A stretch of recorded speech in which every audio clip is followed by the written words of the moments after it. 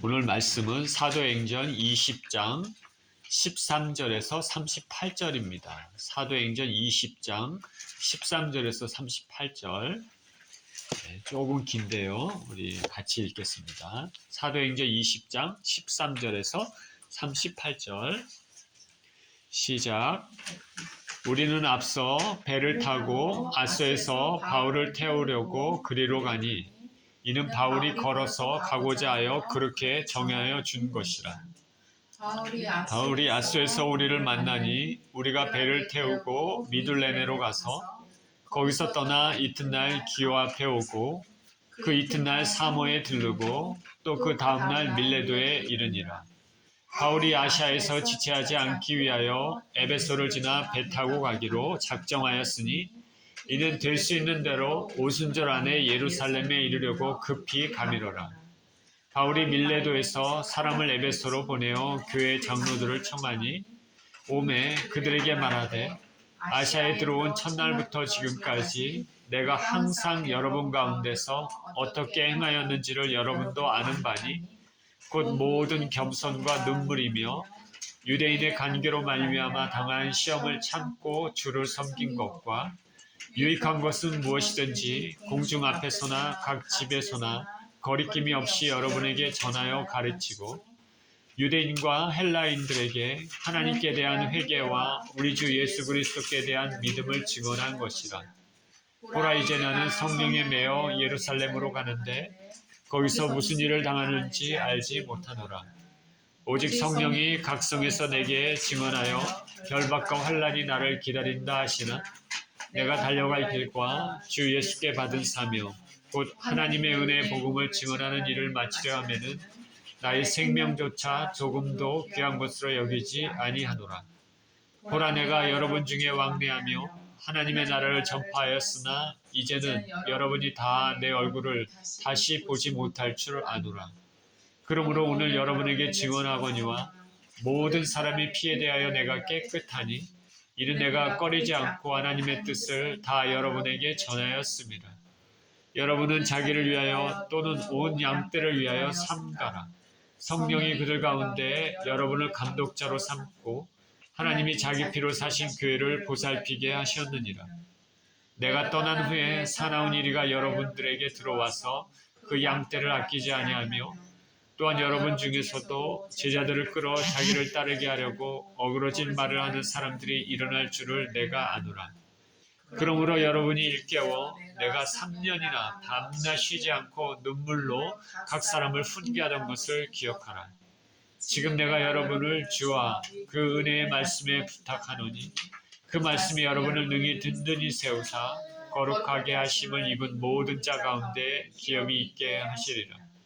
내가 아무의 은이나 금이나 의복을 탐하지 아니하였고 여러분이 아는 바와 같이 이 손으로 나와 내 동행들이 쓰는 것을 충당하여 범사에 여러분에게 모본을 보여준 것과 같이 수고하여 약한 사람들을 돕고 또 주 예수께서 친히 말씀하신 바 주는 것이 받는 것보다 복이 있다 하심을 기억하여야 할지니라. 이 말을 하는 무릎을 꿇고 그 모든 사람들과 함께 기도하니 다 크게 울며 바울의 목을 안고 입을 맞추고 다시 그 얼굴을 보지 못하리라는 말로 말미암아 더욱 근심하고 배까지 그를 전송하니라. 아멘. 바울의 고별 설교라는 제목으로 말씀을 나눕니다. 기도합니다. 하나님 감사와 찬양을 드립니다.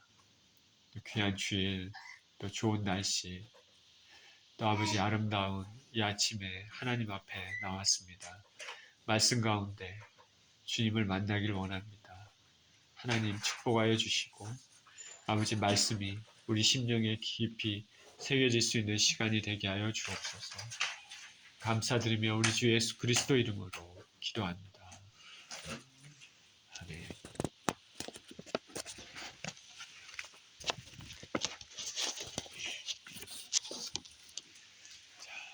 예수님 당시는 1세기입니다.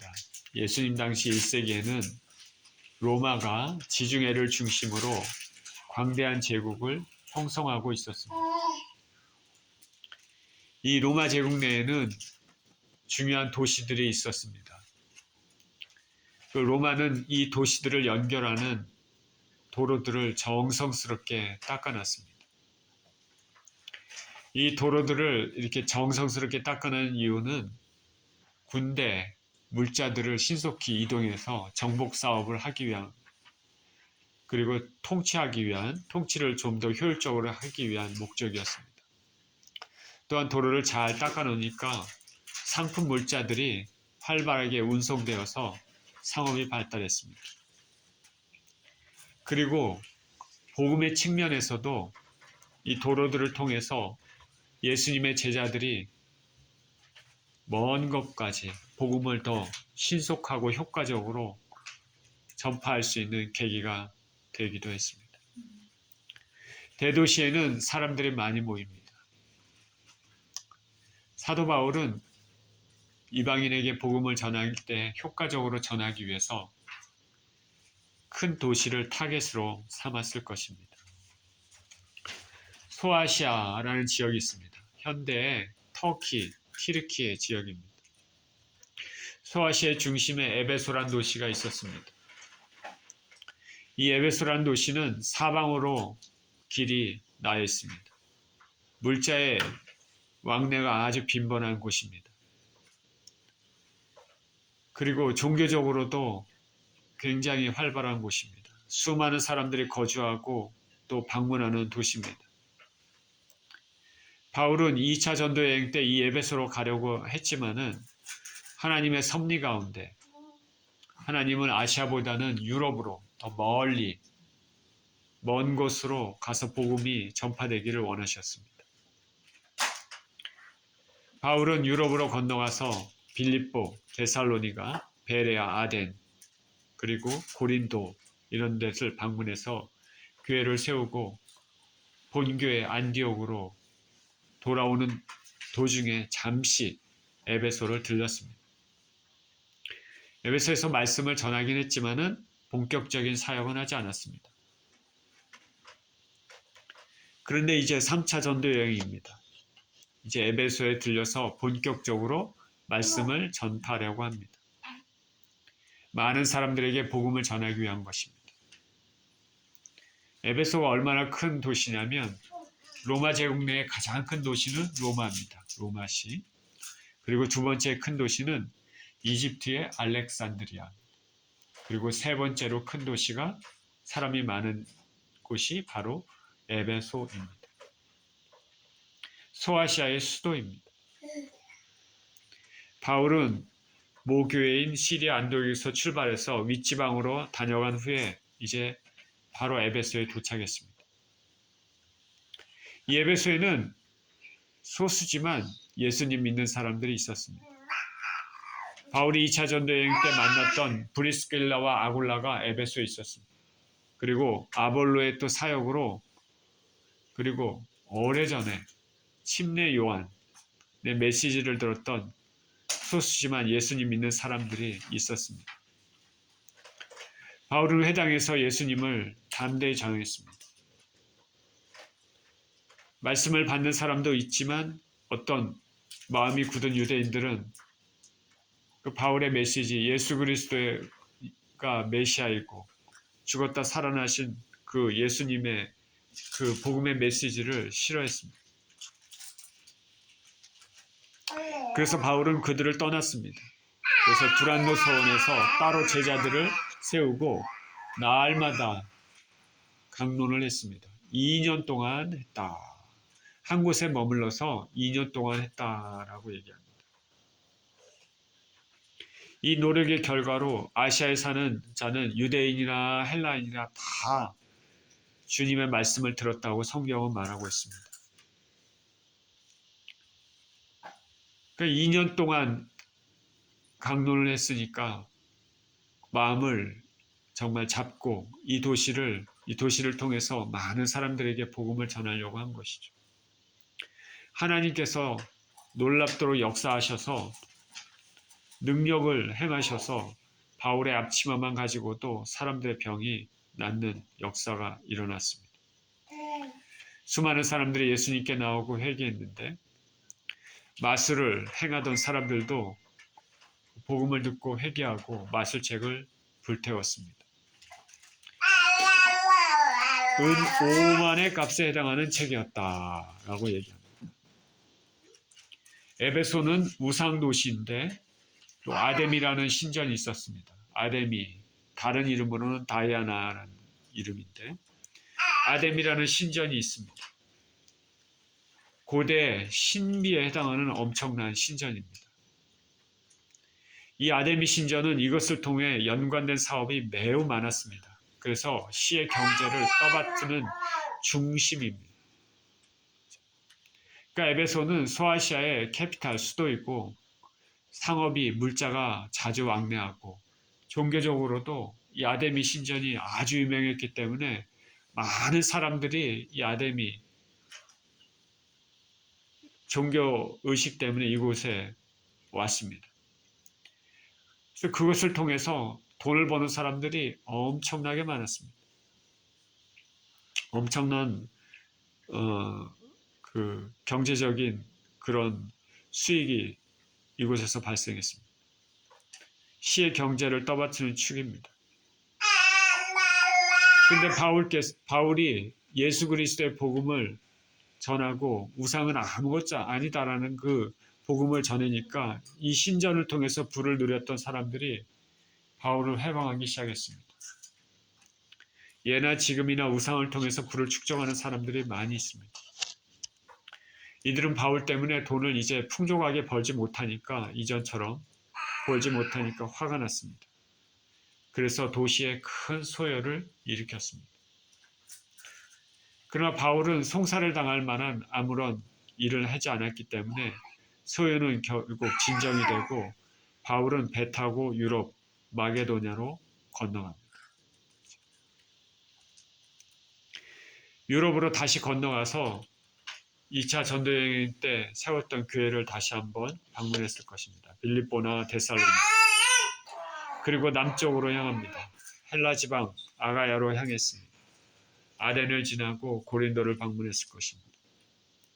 자, 이렇게 이전에 교회를 세웠던 곳을 방문하고 나서 이제 다시 방향을 틀어서 오던 길로 되돌아옵니다. 북쪽 마게도냐로 다시 갑니다. 그리고 배를 타고 유럽에서 이제 아시아로 건너갑니다.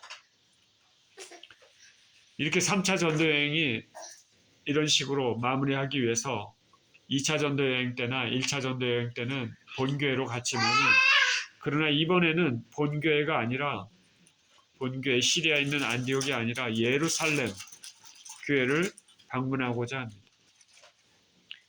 바울이 예루살렘에서 해야 될 일들이 있기 때문입니다. 바울은 오순절 안에 예루살렘에 도착하기를 원했습니다. 오순절은 봄철입니다. 바울과 일행은 유럽에서 떠나서 배 타고 에게를 거쳐서 아시아의 드로아에 도착했습니다. 2차 전도여행 때 유럽 마게도냐로 건너오라는 환상을 받았던 도시입니다. 바울은 이곳에서 제자들을 만나 강론을 했습니다.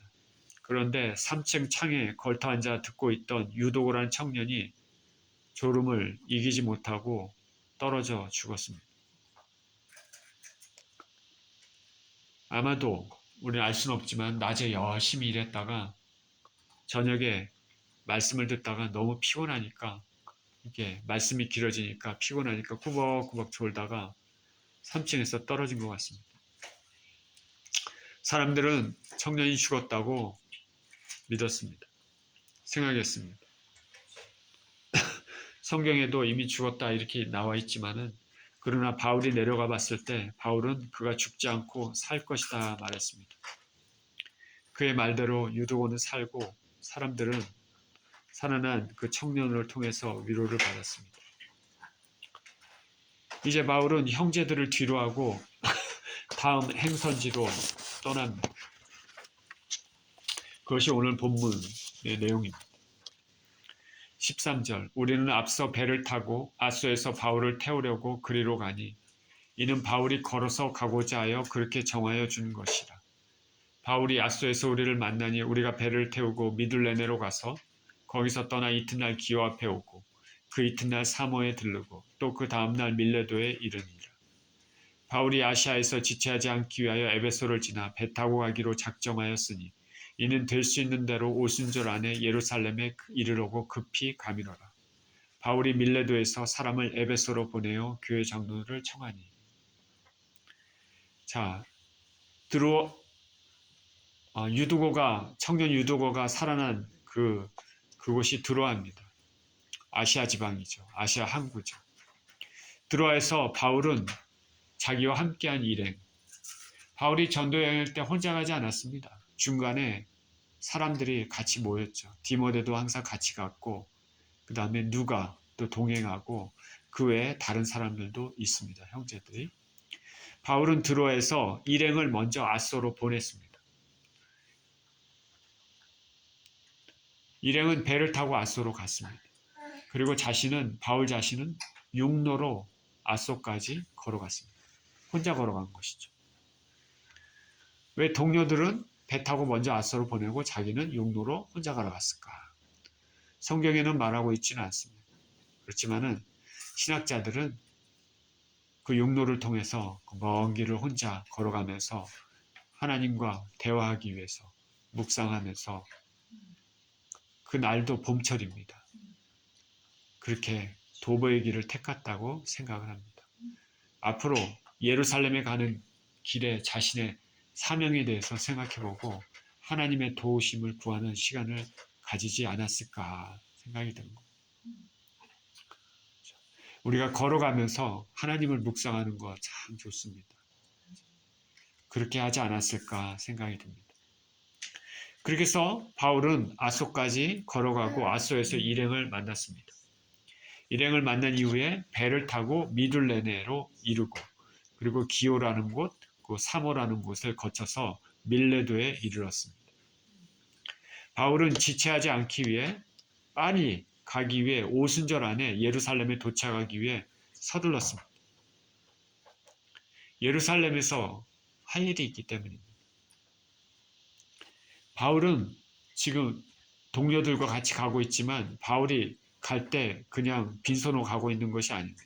모금함을 가지고 갑니다. 연보계를 가지고 갑니다.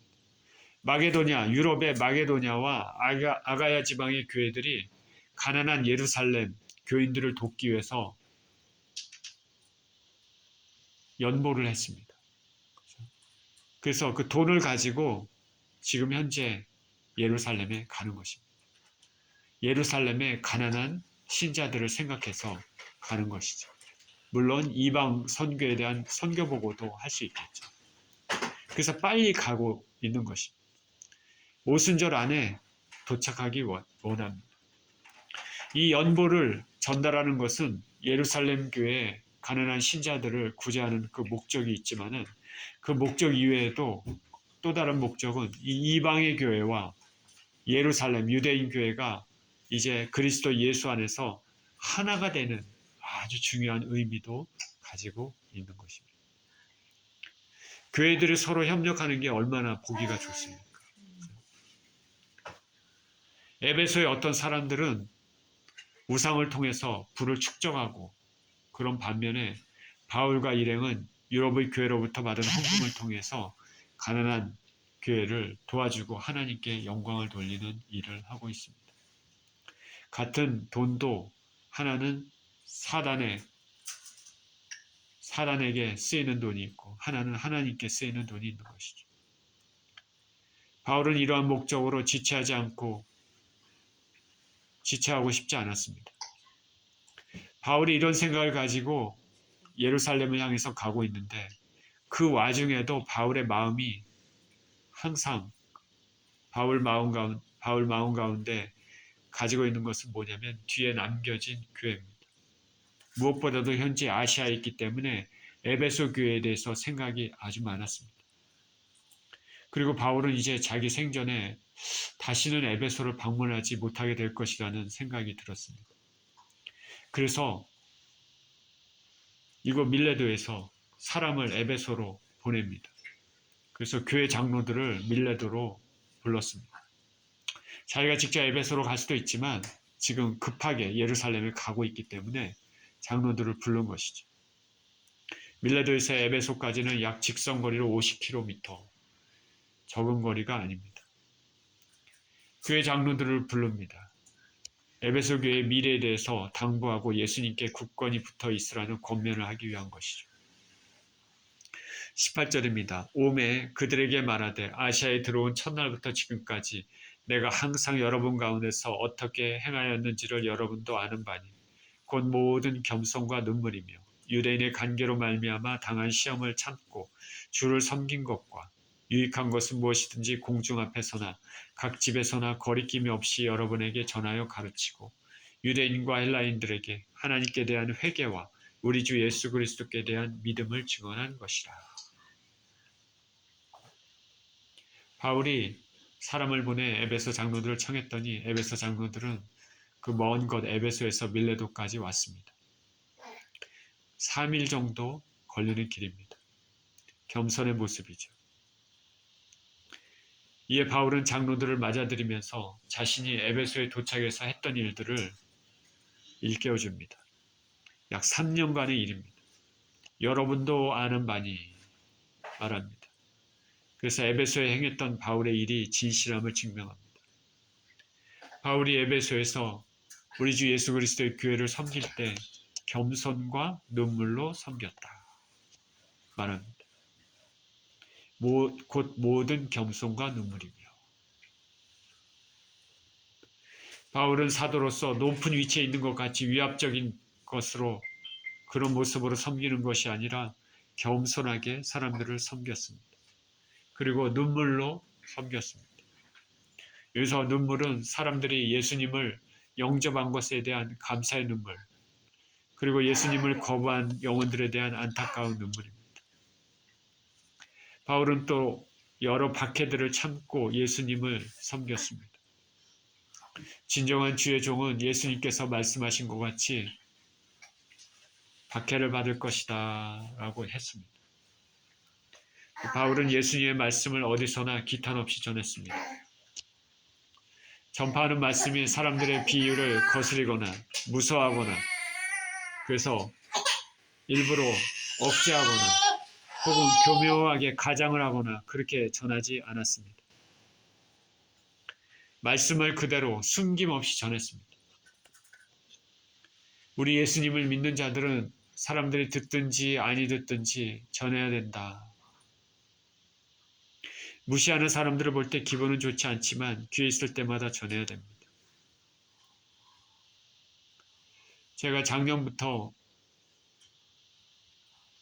잠깐씩 학교에 가서 학생들을 가르치고 있는데 신입생 오리엔테이션에서 이렇게 말씀을 전할 때 어떤 사람들은 참 기분이 나쁜지 얼굴을 붉히며 그냥 확 나가버리는 사람도 있습니다. 근데 어떤 사람들은 주목하고 듣습니다. 몇 사람이라도 듣는 사람이 있으면 성공했다고 생각하고 싶습니다. 예수님 그리스도의 메시지를 전하고 있는 것입니다. 바울의 메시지도 마찬가지입니다. 항상 바울의 메시지는 회개, 예수님을 향한 믿음입니다. 이게 가장 중요하고 우리가 정해야 될 것이 우리 죄를 회개하는 말씀, 그리고 예수님을 믿는 말씀, 그 말씀을 전해야 되는 것이죠. 바울은 이렇게 에베소 장로들에게 말을 하는 것을 통해서 우리 예수님 제자들은 교회 안과 밖에서 어떻게 섬겨야 될지를 알 수 있습니다. 겸손하게 섬겨야 되고 영혼에 대한 안타까운 마음, 그리고 박해를 받을 때 견디고 어디서나 복음, 회개, 예수님을 믿는 믿음을 담대하게 전하는 것입니다. 22절입니다. 보라, 이제 나는 성령에 매여 예루살렘으로 가는데 거기서 무슨 일을 당하는지 알지 못하노라. 오직 성령이 각성해서 내게 증언하여 결박과 환난이 나를 기다린다 하시나 내가 달려갈 길과 주 예수께 받은 사명 곧 하나님의 은혜의 복음을 증언하는 일을 마치려 하면은 나의 생명조차 조금 더 귀한 것으로 여기지 아니하노라.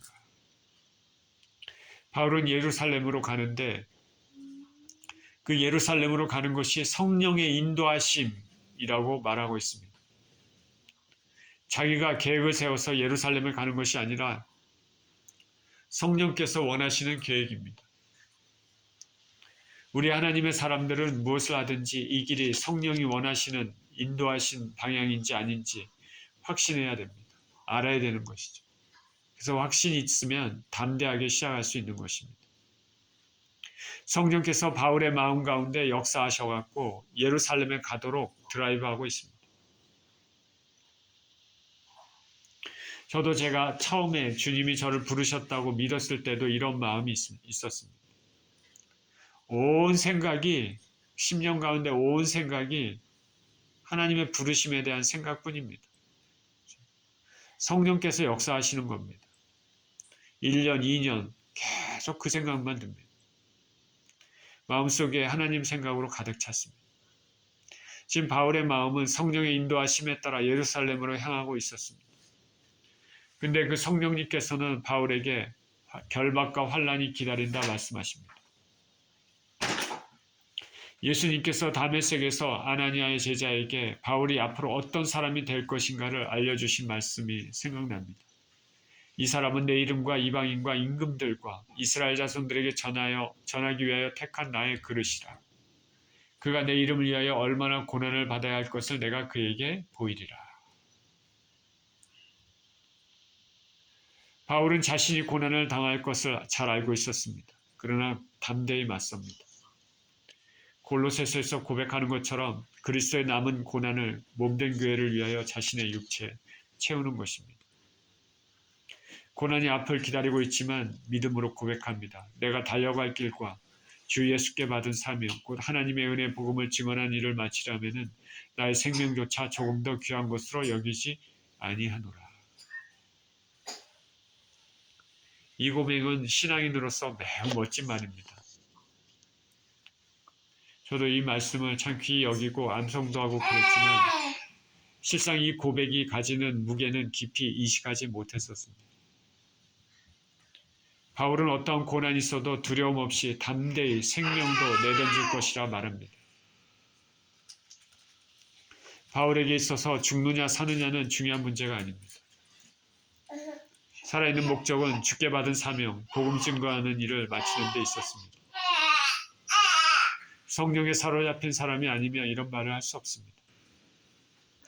저와 여러분의 마음 깊이에도 이런 말을 담대히 할 수 있습니까? 하나님의 뜻을 이루기 위해서 생명을 드릴 수가 있습니까? 죽느냐 사느냐는 중요한 문제가 아닙니다. 하나님의 뜻이 나를 통해서 이루어지느냐 이루어지지 않느냐.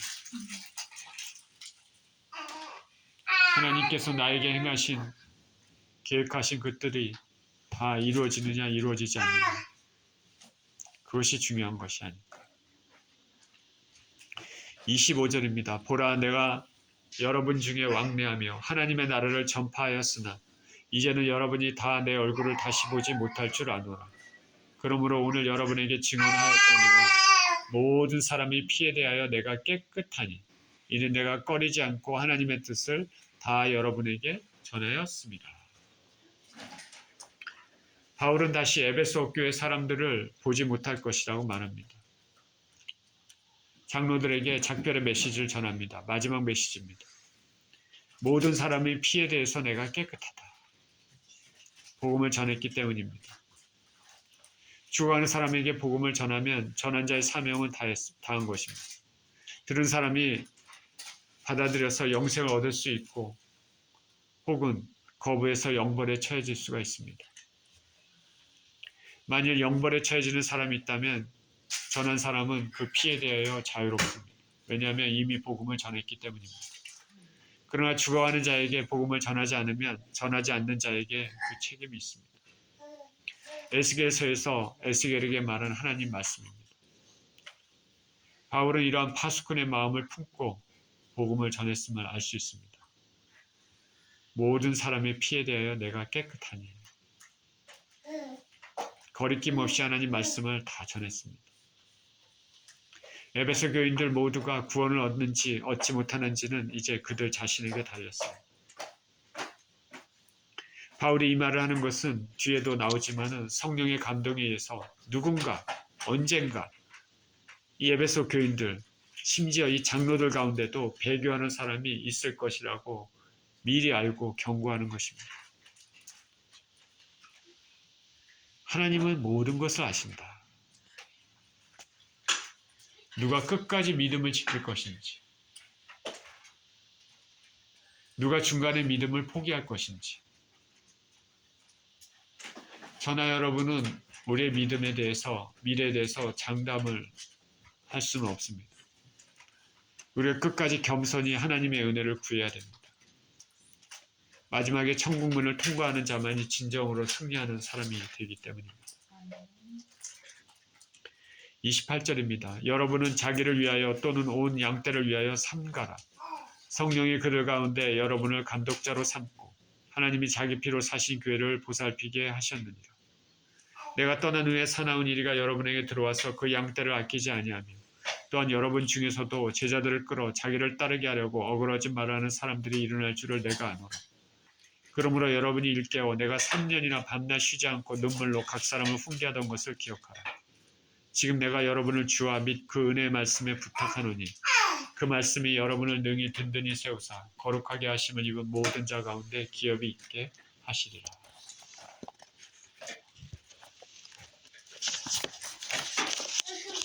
바울은 에베소 장로들에게 부탁을 합니다. 여러분 자신들과 교인들을 위해서 삼가십시오. 삼가라는 말의 프로세코인데 현재 명령법으로 계속해서 삼가라는 것입니다. 계속해서 주의를 집중하고 관심을 가지고 살피라는 것입니다. 계속해서 깨어있으라는 말입니다. 삼가라. 여러분과 여러분의 양떼, 자기 영혼을 잘 돌아볼 뿐 아니라 맡겨진 양들의 영혼을 계속해서 잘 돌보라는 것이죠. 예수님이 교회를 피로 사셨기 때문입니다. 그리고 후에는 사나운 일이, 즉 양들을 돌보지 않고 자신의 목적을 위해 수단과 방법을 가리지 않는 나쁜 무리들이 들어와서 잘못된 교리들을 말하고 교인들을 미혹하기 때문입니다. 사도 바울이 여기 말하는데 일어날 줄을 내가 아노라 이렇게 얘기합니다. 사도 바울은 미리 미래를 보고 있습니다. 일어날 줄을 내가 아노라. 미래에 이단의 횡포가 있을 것을 아는 겁니다. 그런데 더 놀라운 것은 그런 사람들 중에 지금 바울 앞에 있는 장로들 중에도 있다 말합니다. 장로들 중. 이들의 목적은 양들이 예수님을 따르는 것이 아니라 자신들을 따르게 하기 위한 것이라 말합니다. 교회 내에서 사람들을 편을 갈라서 예수님을 따르게 하는 것이 아니라 자신을 따르게 하는 것은 그거는 우상 숭배와 같습니다. 교회를 어지럽히는 것입니다. 자신의 목적을 위해 자신들만의 당을 만드는 사람들이 있는 것이죠. 하나님 자녀가 아니라 마귀의 자녀입니다. 바울은 이런 일이 일어날 것을 미리 알고 약 3년 동안 밤낮으로 말씀을 전했습니다. 교인들을 일깨우고 눈물로 훈계를 했습니다. 그 말씀을 지금 다시 자신 앞에 있는 장로들에게 기억나게 하고 있습니다. 다시 한번 강조하면서 예수님과 생명의 말씀에 부탁하고 있습니다. 기도하는 것이죠. 예수님과 생명의 말씀에 부탁하고 있습니다. 장로들에게 말하고 있지만 교회를 지키는 것은 결국 인간이 아니라 예수님이고 그의 거룩하신 말씀입니다. 말씀은 단순히 지식이 아니라 살아 역동한 하나님 능력입니다. 바울은 이에 주님과 말씀에 의탁합니다. 엉뚱한 말을 하거나 들어서 미혹되지 않도록 하기 위한 것이죠. 바울이 이렇게 말하는 것과 같습니다. 여러분, 우리가 전한 말씀, 들은 말씀만을 가지고 든든히 서십시오. 그래서 장래에 하나님 나라의 기업을 받기를 바랍니다. 이후에 잘못된 가르침들을 슬그머니 들어와 말씀을 혼탁하게 하지 못하도록 삼가십시오. 끊임없이 주위에서 살피십시오. 교회 역사를 보면 바울의 이 말대로 사도들이 활동하던 당시 그리고 사도 이후에 바로 이후에 교부 시대에는 이단들이 들끓었습니다. 바울의 편지에서도 이 말씀을 누누이 강조합니다. 베드로의 편지도 그러고 요한의 편지도 마찬가지입니다. 교회 내에 얼마나 많은 이단이 있었는지 교회를 어지럽혔습니다. 오늘 본문은 에베소 교회 장로들에게 한 말인데 사도들 중 가장 오래 살았던 사람이 누굽니까? 요한이죠. 사도 요한은 그의 말년을 에베소에서 보냈다. 에베소 교회를 목양하는 데 보냈다고 말합니다. 지금 사도 바울이 지금 에베소 교인들을 장로들에게 얘기하고 있는데 사도 바울은 결국 로마에서 순교를 당하지 않습니까? 그러나 하나님께서 사도 요한은 끝까지 남겨두셔서 그 나이 많이 들고 말년까지 남아있는 교회들을 치료하게 하셨죠. 말년에 요한이 에베소에서 사역했다고 전해집니다. 요한 1서, 요한 2서, 요한 3서, 요한계시록 보면 사도 요한은 이단에 대해서 엄하게 경고하는 내용이 나와 있습니다. 그리고 유다서도 전체 주제가 이단에 대한 경고와 정죄입니다. 하나님께서는 구속사를 이루기 위해서 무슨 중요한 일을 하실 때 불순물이 섞이는 것을 결코 묵과하지 않으십니다. 하나님이 중요한 일을 하실 때는 정말 조심해야 됩니다. 아브라함의 자손으로 하나님 나라를 막 세우기 시작한 출애굽한 이스라엘 백성들이 범죄할 때는 굉장히 엄하게 하나님은 심판하십니다. 그리고 신약의 교회가 이제 태동할 때 성령을 속인 아나니와 삽비라는 바로 심판하셨습니다. 이제 사도들로 교회가 전 세계로 확장되는 중요한 시기에 사단의 세력들도 방해를 하기 위해 슬그머니 교회를 침투했습니다. 하나님께서는 이들로 인해 교회가 어지럽혀지는 것을 묵과하지 않으십니다. 바울은 에베소 장로들에게 여러분 계속해서 삼가십시오. 계속해서 여러분들과 교인들의 영적 상태를 확인하십시오. 교회 내 예수님이 아닌 자신들을 따르게 하기 위한 목적으로 잘못된 가르침을 하지 않도록 주의하십시오. 그리고 그런 사람들이 교회에 침투하고 있는지 항상 살피십시오라고 말하는 것입니다. 초기 기독교 교회의 이단의 대표적인 것으로 성경에 나와 있는 할례와 모든 율법을 지켜야 구원 얻는다고 주장하는 유대주의자들이 있죠. 구원 얻기 위해서는 할례를 받아야 되고 율법을 다 지켜야 된다.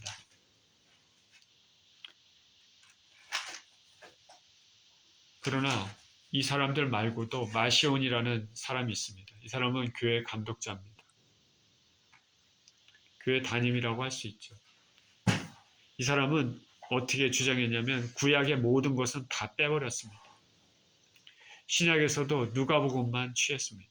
그리고 바울의 서신서만 취하고 다른 것들은 다 빼버렸습니다. 이것만 가지고 가르쳤습니다. 이단이죠. 그리고 또 다른 분파는 구원을 받기 위해서는 예수님이 아니라 어떤 특별한 지식을 가져야만 한다고 주장했습니다. 이 영지주의자죠. 스페셜 날리지, 고귀한 지식이 있어야 된다. 구원 얻기 위해서는 이렇게 주장합니다. 도마복음서라고 들어봤는지 모르겠습니다. 가스펠 오브 토마스. 언젠가 많은 사람들이 얘기를 했는데 가스펠 오브 토마스, 도마복음서. 실제 도마가 쓴 것이 아닙니다. 이거는 도마라는 이름을 도마라는 사도의 이름을 누군가 도용한 것이죠. 이단의 책입니다. 영주주의자들의 책이죠. 모두 거짓입니다. 사람들을 마귀에게로 보내는 사악한 사람들이 쓴 것입니다. 이단은 하나님께서 가장 싫어하는 것들 중에 하나입니다. 우리는 오직 온전한 말씀에 굳건히 서야 되겠습니다.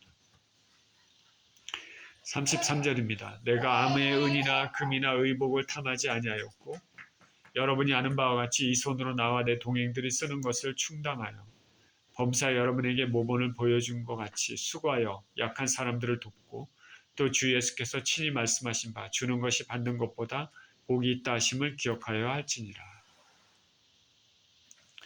돈의 유혹에 넘어갈 수 있는 것을 경고하기 위해 자신의 예를 들고 있습니다.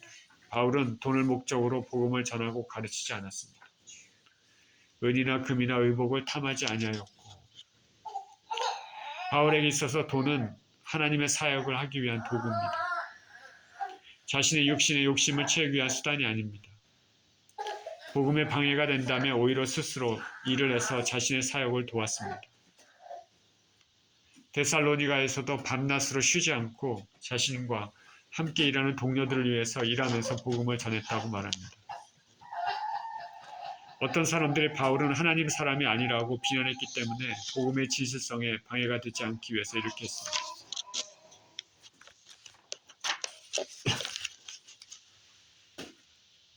그러나 이 말이 모든 주의 종들도 사례비도 없이 자비량으로 사역하라는 말은 아닙니다.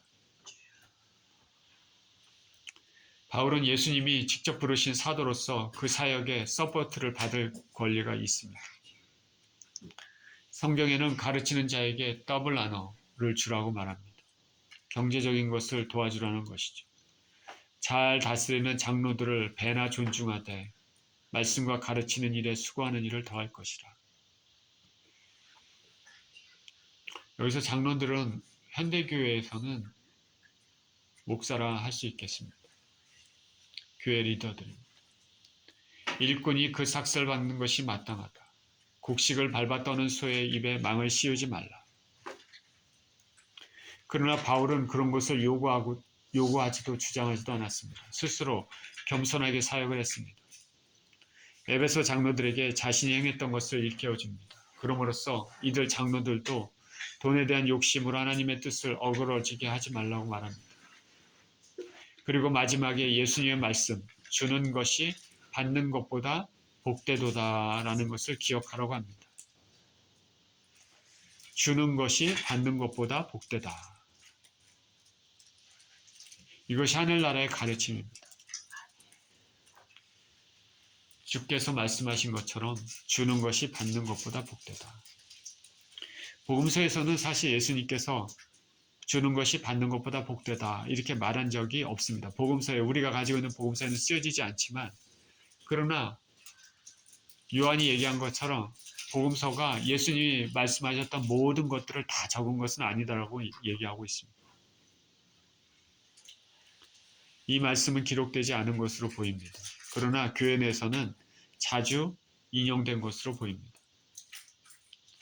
성경의 가르침은 주는 것이 받는 것보다 복되다고 말합니다.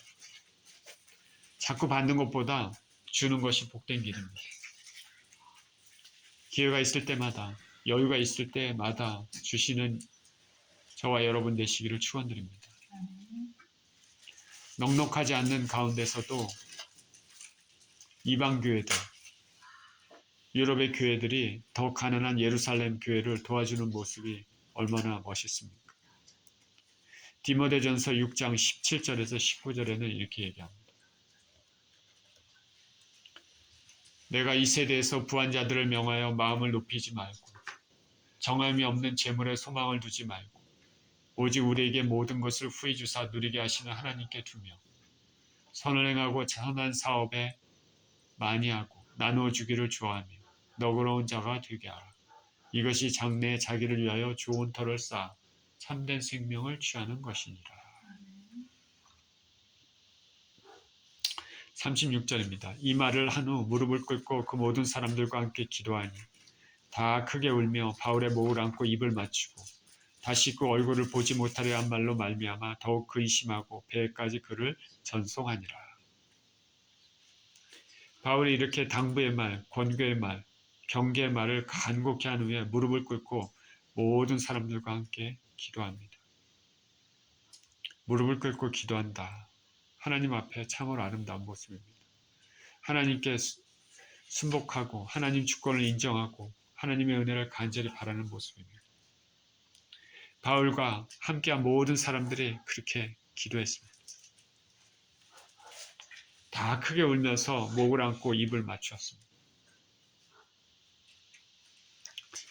그림이 이렇게 보이십니까? 해안가에서 그죠? 바울 일행 그리고 에베소에 온 장로들 무릎을 꿇고 다 같이 울면서 기도하는 그 모습이 상상이 가십니까?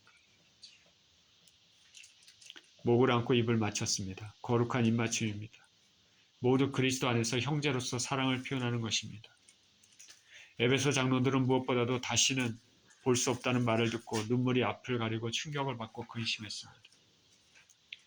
교회 공동체는 이렇게 서로 간에 뜨거운 사랑이 있어야 됩니다. 이렇게 바울과 에베소 장로들의 마지막 만남은 바울과 일행을 전송함으로써 이렇게 끝났습니다. 오늘 본문은 바울의 에베소 장로들에 대한 마지막 설교 내용을 담고 있습니다. 이 내용을 통해 우리는 바울의 신앙 고백과 교회를 향한 그의 마음을 알 수 있습니다. 겸손한 것, 형제 사랑, 복음 전파를 위한 헌신, 박해에 대한 인내, 잘못된 가르침에 대한 강력한 경고입니다. 이런 것들은 우리가 신앙생활하면서 우리 주 예수 그리스도를 섬기면서 지켜야 될 덕목들입니다. 자기 자신도 지키고 교회를 지키는 것입니다. 바울이 이렇게 할 수 있었던 이유는 그 마음 가운데 예수님이 계셨기 때문에 그렇습니다. 예수님을 사랑하는 마음이 이 모든 것을 가능하게 한 원동력입니다. 저와 여러분의 마음속에도 예수님을 향한 뜨거운 열정이 있어서 오늘 바울이 가진 덕목들이 자연스럽게 우리 삶에 나타났으면 좋겠습니다. 예수님을 깊이 사랑하는 마음을 가지고 사시는 저와 여러분 모두 되시기를 예수 그리스도 이름으로 축원드립니다. 기도합니다. 하나님 아버지, 겸손과 눈물로 아버지 간절함으로 진실함으로 섬기는 바울의 모습을 통하여서 우리 삶도 아버지 하나님 겸손함과 진실함으로 간절함으로 또 아버지 하나님 교회와 또 아버지 하나님 주의 백성들을 섬기고 그렇게 사는 인생이 되기를 원합니다. 무엇보다도 바울이 이렇게 할 수 있는 것은 우리 주 예수 그리스도에 대한 뜨거운 사랑, 아버지 하나님 오직 우리 주님을 위한 아버지 하나님 그 마음이 있었기 때문에 가능했습니다. 하나님 아버지 우리 마음 가운데도 정말 주님을 향한 뜨거운 사랑과 아버지 간절함으로 아버지 하나님 이 모든 것들이 자연스럽게 삶 가운데 배어나올 수 있게 하여 주셔서 우리 삶이 자연스럽게 하나님께 영광이 되는 영광을 돌리는 그런 삶이 되게 하여 주시옵소서. 감사를 드리며 우리 주 예수 그리스도 이름으로 기도합니다. 아멘.